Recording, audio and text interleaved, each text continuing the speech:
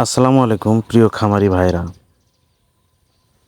আজকে আমরা যে বিষয়টি নিয়ে আলোচনা করব এটি হচ্ছে কচুরিপানা গরুকে খাওয়ানো যাবে কি না। কচুরিপানা গরুকে খাওয়ানো যাবে, কিন্তু সেটা প্রক্রিয়াজাত করে খাওয়াতে হবে।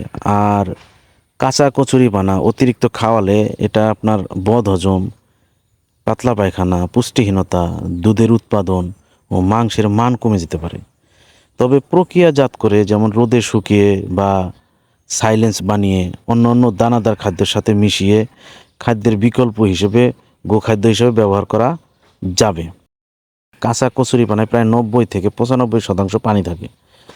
গরুর পাকস্থলীতে অতিরিক্ত পানি প্রবেশ করলে বদহজম, পেট ফাঁপা এবং পাতলা পায়খানা হতে পারে। যে কাঁচা কচুরিপানা খাওয়াইলে কচুরিপানা ভালো করে রোদে শুকিয়ে খড়, ঘাস, খোলের সাথে মিশিয়ে এই 10 থেকে 20% সাপ্লিমেন্ট হিসেবে দেওয়া যেতে পারে। ধন্যবাদ সবাইকে।